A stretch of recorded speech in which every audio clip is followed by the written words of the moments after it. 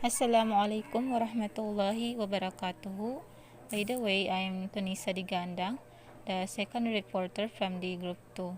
So for today, I will be going to discuss about the continuation of the report of Miss Nahara, which is the introduction of the vintage edition. A visiting German businessman, an American Jew come as an immigrant, and an Arab Palestinian find themselves taking refuge in a bomb shelter in Jerusalem under the Arab siege. So, mayroon daw isang German na businessman at isang American Jews na nagpakilala bilang isang dayuhan sa lugar na iyon. At ang mga Arab-Palestinian ay naghanap sila ng ligtas na lugar na kanilang pagtataguan upang sila ay maging ligtas sa banta ng kapahamakan o bomba sa lugar ng Jerusalem. Dahil na rin sa pag-atake o paglusob ng mga Arabs. If there is something a bit startling about the emerging empathy between the placed German and its Jew, even less have the universalist prejudices of our culture prepared us for the Arab. A crazed Arab, to be sure, but a crazed in the distinctive ways of his culture. Kung mayroon mang isang bagay na kagulat-gulat, ito ay ang pagkakausbong or pagkakaroon ng pakikiramay sa pagitan ng dalawang lahi. Ito ay ang German at ng Jews. Kahit na kulang ang kanilang malasakit sa pagkakaroon ng maaaring maging pinsala patungkol sa kanilang kultura. Ang pagkabaliw or pagkawala ng matinong pag-iisip ng isang tao tulad ng isang Arab ay sigurado. Ngunit maaaring maging dahilan ng kanilang paggabaliw ay ang kanilang pansariling paraan or patungkol sa kanilang kultura. He is intoxicated by language, cannot discern between fantasy and reality, abhors compromise, always blames others for his predicament, and in the end lances the painful ball of his frustration in a pointless, though momentarily gratifying act of bloodlust. So, ang baliw na Arabo na yon ay nalilito or naguguluhan sa bawat lingwahe at hindi niya alam kung paano ang pag-iibahin o paano ang pagkakaiba ng pantasya o kathang-isip lamang sa pagitan ng katotohanan. So, ayaw niya sa bawat kasunduan o pagbibigayan. Lagi nang sinisisi ang iba sa kanyang mabigat na kalagayan o problema. At sa huli, bumuhos sa kanya ang masakit na pagkabigo. Ang bawat sandali ay walang kahulugan sa kanya at ang lahat ng kilos niya ay puro kasakiman sa kanyang kapwa. So, naging bitter ang ang Arabo na yun dahil sa kanyang kagustuhan na nais niyang makuha, kaya siya nawala ng matinong pag-iisip. This is a political play, and what makes it compelling is its pessimism, which is to say its truthfulness. We have seen this play Arab in Tripoli and in Damascus, and in recent weeks hijacking a bus to Gaza and shooting up a street of innocents in Jerusalem. So, ang tinutukoy sa kwentong ito ay patungkol sa political na paglalaro or paraan ng politika sa panahon na yon. Ang bawat pangyayari ay may makabagbag damdamin or nakakapukaw. Ang masasamang gawain, ngunit ang mga pangyayaring ito ay totoo or nangyari sa panahon ngayon, lalo na patungkol sa usaping politika. Lahat gagawin makuha lang ang hangarin kahit ang maging kapalit nito ay ang pagkakaroon ng malalang pangyayari. So, ang ganitong political na laro ay nangyari sa Tripoli at Damascus, kung saan pilit nilang ginagawa ang mga hindi makatarungang mga gawain. Sa pilitan nilang pinaandar ang isang bus o sasakyan patungong Gaza at pinagbabaril ang bawat inosenteng taong nakikita nila sa labas ng Jerusalem. This writing appears week after week in his magazine, which, to clarify, is a famous, once liberal, journal of opinion read by a large number of influential people in Washington and New York. So, ang sulat na ito or pahayag na ito ay lumabas makalipas ang ilang linggo sa kanyang ginawang magazine. Ito ay minsan ang sumikat na pahayagan. Ito ay nagbigay ng maraming opinyon o paniniwala sa lahat ng maraming bilang ng taong nakabasa nito at sa mga sikat o maimpluwensyang mga tao sa bansang Washington at maging sa New York. So, sa taong June 24, 1991, ang Israel ay nagkaroon ng politika. Sa taong June 24, 1991, ang Israel ay siyang nagkaroon ng politika. Ang bawat pahayag ng mga tao ay nabuo or bawat mga tao ay may kanya-kanya ng mga desisyon patungkol sa kung sino at ano ang kanilang dapat gawin. Maging sa bansang Poland, Japan, or England, ang mga lugar na ito ay mayroong political na pagkakakilanlan at ligtas sa anumang maaaring mangyari, hindi katulad ng ibang bansa like India and Palestine. Xenophobia in our time is not the disposition of the Arab alone, but in an age when the stage conflates politics with identity. Arab Islam suffering from feeling of xenophobic thinking of its world and its world alone. Ang pagkakaroon ng hindi makatwirang paraan sa ating panahon ngayon ay hindi naisatupad ng mga Arabs nang sila lamang mag-isa.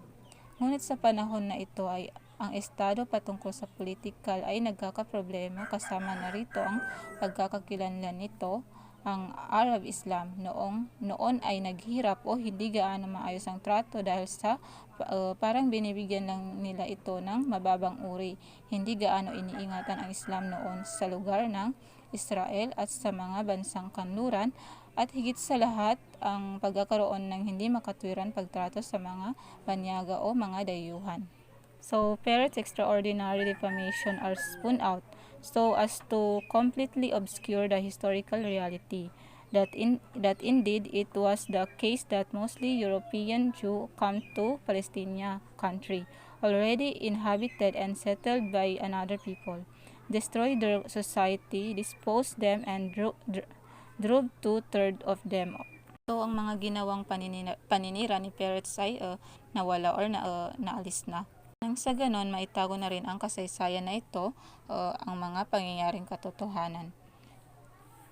Ito ay nangyari or naging kaso, karamihan sa European Jews, sila ay pumunta sa bansang Palestina kung saan meron ng mga bagong nakatira dito. At sinira ng mga Jew ang society ng mga nakatira sa Palestine at pilit nila itong binawi at pinaalis nila ang maraming tao sa Palestine. Dahil na rin sa kagagawan ni Peretz.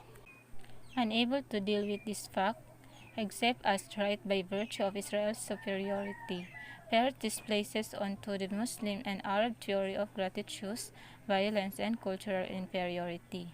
In the August 30, 1996 issue of his journal, Peretz first justifies Israeli Prime Minister Benjamin Netanyahu's brazen politics of force, then adds that after all Israel's cultural disposition for scientific and industrial take-off, kailanman ay hindi magkakaroon ng kasunduan sa katotohanan, maliban na lamang kung sa pamamagitan ng pagkakaroon ng tama at mabuting pamamalakad sa pagitan ng Israel. On the year August 30, 1996, nagkaroon ng issue ang journal o ang pahayag ni Peretz. Dahil sa pangyayari, si Peretz ay nangatwiran or nagbigay siya ng paliwanag sa Prime Minister ng Israel na si Minister Benjamin Netanyahu. Dahil sa walang hiyang sa pilitang pagpasok ni Peretz sa politika, dahil sa pangyayaring yun, ang bansang Arab ay nagkaroon ng kasunduan kung saan walang pakialaman patungkol sa kultura ng bawat isa, pagkakaroon ng respeto sa bawat kanilang siyentipikong pag-aaral at pagkakaroon ng mataas na industriya sa pangkabuhayan. Peretz's habit of using vast, irrational generalization to attack Islam and the Arab for their sins against his favorite country, Israel, has its more benign counterpart in books, articles, television, stories, and films that are either descriptive or entertaining. So, yun na nga naging kaugalian ni Peretz, ang pagkakaroon ng hindi makatwirang pag-ugali sa pangkalahatan upang atakihin o kalabanin ang Islam. So yun na nga, si parents ay isa rin sa mga against sa Islam sa panahon na yon. A writer of numerous articles on the Middle East for the New Yorker, Milton Byers, collected most of them in sandcastles. The Arabs in Search of the Modern World in the year 1994, Byers is nevertheless hobbled by a whole arsenal of unexamined presuppositions about Islam that he delivers without any self-consciousness or skepticism. Ang manunulat ng maraming articles ng Middle East na si Milton Byers, siya ay nagkaroon ng higit na maraming koleksyon or gawa kumpara sa iba pang mga writers sa sandcastles. So, sa pag-aaral ng mga Arab sa makabagong panahon sa taong 1994, bagamat si Byers ay uugod-ugod na or kahit siya ay matanda na, ay abala pa rin siya sa kanyang pangungulekta ng kanyang mga works or yung mga gawa. Kaya ganun na lamang na hindi nabibigyan ng pansin ang patungkol sa Islam. Ngunit kahit ganun pa man, kahit wala siyang sapat na kaalaman patungkol sa Islam, ay binibigyan na ito ng anumang pagpapahayag or ang kanyang opinion ay batay lamang sa kanyang sarili. Kumbaga, binibigyan niya ng panghuhusga ang patungkol sa Islam. Kahit na wala pa siyang sapat na kaalaman patungkol dito. Arabs have often noted an intrinsic disposition to conservatism, if not to fatalism, within their culture. Khalidi quite rightly reminds Byers that Muslims, after all, adopted Greek philosophy for later European use, were pioneers in logic and astronomy, established medicine as a science, and invented algebra. So, ang mga Arab ay madalas sila rin yung mga nagbibigay ng mga opinion, mga kung anong narapat gawin, kung ito naman ay hindi makaka-epekto or hindi makakasama sa patungkol sa kanilang kultura. Si Khalidi ay kinausap niya si Byers at binigyan ng maayos na pagpapaalala patungkol sa mga Muslims. Sinabi niya na ang mga nagawa or naitulong ng mga Muslim, tulad ng paggawa nila o pag-aaral patungkol sa kahalagahan ng bawat kaalaman. Ilang sandali pa ay ginamit ang mga kaalamang ito ng mga European. At pinangunahan ito ng mga masusing pag-iisip at patungkol sa siyensya na pag-aaral. Dahil sa kanilang malawakang pag-aaral patungkol sa mga kaalamang ito, ay natuklasan or naitatag ang paggawa ng mga gamot at naimbento ang algebra at patungkol sa mga numero. Yun ay ilan lamang sa mga nagawa or napag-aralan ng mga Muslim sa panahon na yon. So si Byers ay hindi siya na-discourage sa kanyang nalaman. So parang hindi siya nakaramdam ng pagsisisi sa kanyang mga nagawa dahil sa kahit pa man mayroon na siyang natuklasan patungkol sa naitulong ng mga Muslim, sapagkat ngayon lang din niya ito nalaman. He speaks assuredly about a basic antagonism to creative thinking that has come increasingly to characterize Islam, and claims that Muslims, both Arabs and Turks, readily acknowledge that, judged by a range of intellectual criteria, their civilization does not measure up to that of the West, because intellectual rigor the West real give to the modern world has barely touched Arab civilization.